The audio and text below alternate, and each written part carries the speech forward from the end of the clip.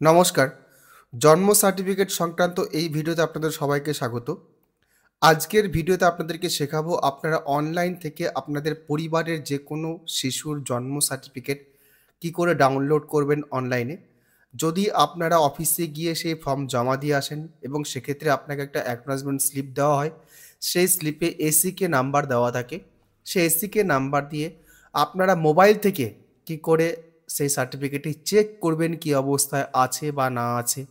যদি নাম এন্ট্রি করার হয় কী করে নাম এন্ট্রি করবেন, সেই জিনিসটা আজকের ভিডিওতে আপনাদেরকে শেখাবো। আপনারা এই কাজটি মোবাইল দিয়েও করতে পারেন। প্রথমে আপনারা গুগল ক্রোমে লিখবেন জন্ম মৃত্যু পোর্টাল। এটা লিখলে পরে আপনারা প্রথম যে ওয়েবসাইটটি পাবেন সেটা হচ্ছে এই ওয়েবসাইট। এখানে এসে যে সিটিজেন সার্ভিস, এই সিটিজেন সার্ভিসে আপনারা ক্লিক করুন। সিটিজেন সার্ভিস দেখতে পাচ্ছেন এই যে অপশনটা, এখানে মাউসটা নিয়ে যেতে হবে। আর মোবাইলের ক্ষেত্রে আমি এটা দেখাচ্ছি মোবাইলের ক্ষেত্রে কেমন হবে, তাহলে সেটা ভালো করে বুঝতে পারবেন। আমি এটাকে ক্লিক করে দিই। এই যে মোবাইলের ক্ষেত্রে এরকম আসবে 3 লাইন, এই 3 লাইনে ক্লিক করুন। 3 লাইনে ক্লিক করলে পরে এই সিটিজেন সার্ভিস এখানে ক্লিক করুন। তারপরে যে বার্থে ক্লিক করুন। তারপর হচ্ছে আপনার ট্র্যাক অ্যাপ্লিকেশান, এই যে ট্র্যাক অ্যাপ্লিকেশান দেখতে পাচ্ছেন, এই ট্র্যাক অ্যাপ্লিকেশানে ক্লিক করবেন। আপনার যেহেতু আবেদন আপনি করেছেন সেই জন্য ট্র্যাক অ্যাপ্লিকেশান আপনাকে ক্লিক করতে হবে প্রথমে। আপনি ট্র্যাক অ্যাপ্লিকেশানে ক্লিক করলেন। ক্লিক করতে এরকম একটা অপশন আপনার কাছে আসবে, যেখানে আপনার এসিকে নাম্বারটা দিতে হবে এবং জন্ম তারিখ বাচ্চার যেটা আছে সেটা আপনাকে উল্লেখ করতে হবে। তারপর সাবমিট অপশনে ক্লিক করতে হবে।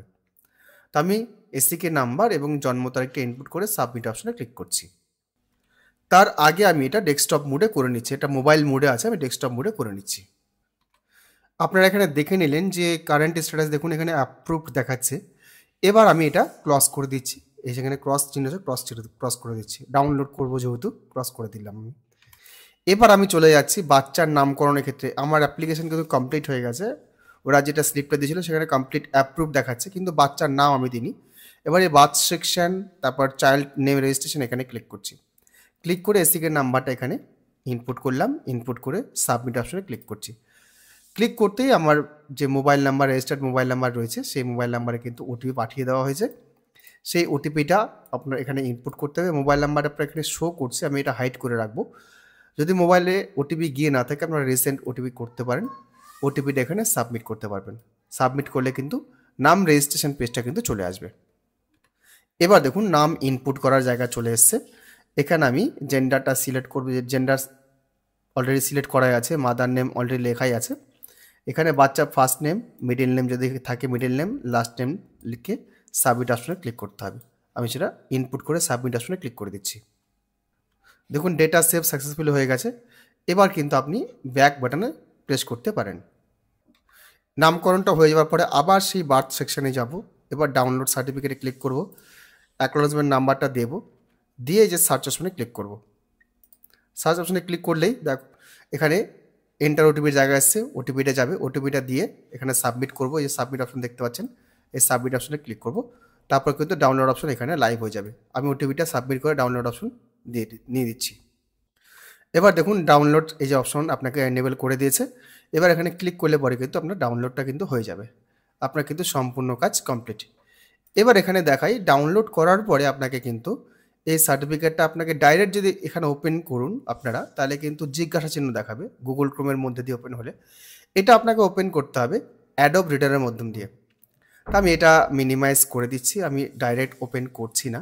আমি যেহেতু এটা প্রিন্ট করব, আমি আমার ডাউনলোড সেকশানে চলে যাচ্ছি। ডাউনলোড সেকশানে গিয়ে আমার এখানে এটা open with Adobe Acrobat reader করব। করলে পরে কিন্তু আমার পিডিএফটা কিন্তু যেহেতু সাইন করা আছে সেহেতু এটা অটো ডকুমেন্ট আপনার সাইনিং হয়েই বেরোবে অ্যাডোব রিডার আপনার যদি আপডেটেড থাকে। এবার আপনি নিচের দিকে চলে আসুন। নিচের দিকে চলে এসে দেখবেন এখানে দেখুন ভ্যালিডিটি আননোন, এই জায়গাটা আপনাদের ঠিক করতে হবে। এটা কি করে ঠিক করবেন, এর উপরে ডবল ক্লিক করুন, সিগনেচার প্রপার্টিজ এখানে ক্লিক করুন। এখানে ক্লিক করার পরে দেখুন কি আসছে। তারপর চলে আসুন শো সিগনেচার প্রপার্টিজ, এখানে ক্লিক করুন। এটা কিন্তু আপনাকে নেট অন রাখতে হবে, নেট অন রেখে এটা করতে হবে এবং অ্যাডোব রিডার আপডেটেড থাকতে হবে। তারপর চলে আসুন এই যে ট্রাস্টে ক্লিক করুন। দেখুন সবগুলো এখানে ক্রস মার্ক রয়েছে। এই সার্টিফিকেটগুলো আপনাকে ইনস্টল করতে হবে। এবার আপনি অ্যাড ট্রাস্টেড সার্টিফিকেট এখানে ক্লিক করুন। ক্লিক করলে পরে আপনার ওকে করতে বলবে, ওকে করুন। এবার আসছে যে এখানে সার্টিফিকেট অপশন, এই অপশন আপনারা চেকমার্ক করুন, চেকবক্স ক্লিক করুন। ক্লিক করলে পরে বাকি যে চেকবক্সগুলো আছে এগুলো সবগুলো তো চেকমার্ক করে দিন। এবার ওকে করে দিন, আবার এই যে নিচে ওকে করে দিন। এবার ভ্যালিডেট সিগনেচারে ক্লিক করুন। দেখুন আপনার সিগনেচার কিন্তু ভ্যালিড হয়ে গেছে। তার আগে যতক্ষণ আপনি ভ্যালিডেট না করছেন, সিগনেচার আপনি যতক্ষণ ইনস্টল না করছেন, ততক্ষণ কিন্তু আপনার একটা জিজ্ঞাসা চিহ্নই থাকবে। তো এটা কিন্তু আপনারা ভ্যালিডেশন করার পরে সেটা কিন্তু সম্পূর্ণ ঠিকঠাক হয়ে যাবে। তো আমি উপরে দেখে নিচ্ছি আমার জন্ম সার্টিফিকেট যদি নাম, বাবার নাম এগুলো সব ঠিকঠাক থাকে, আমি এটা প্রিন্ট করে নিচ্ছি। এইভাবে কিন্তু আপনাদের বাড়ির যে কোনো বাচ্চার যদি জন্ম হয়ে থাকে, জন্ম সার্টিফিকেটটি হসপিটাল থেকে আপনার ইস্যু হওয়ার পরে অনলাইনে কিন্তু আপনারা ডাউনলোড করতে পারবেন। নাম এন্ট্রি করার পরে সঙ্গে সঙ্গে কিন্তু সেটা আপডেট হয়ে যাচ্ছে। আপনারা মোবাইল দিয়েও এই কাজটি খুব সহজে কিন্তু বাড়িতে বসে করতে পারেন। যদি ভিডিওটি আপনাদের কাজে লাগে অবশ্যই একটি লাইক করবেন, অন্যদের জন্য অবশ্যই শেয়ার করবেন। ভিডিওটি ভালো লাগলে হাইপ করবেন এবং চ্যানেলে যদি প্রথমবার হন অবশ্যই চ্যানেলটি সাবস্ক্রাইব করবেন। ধন্যবাদ।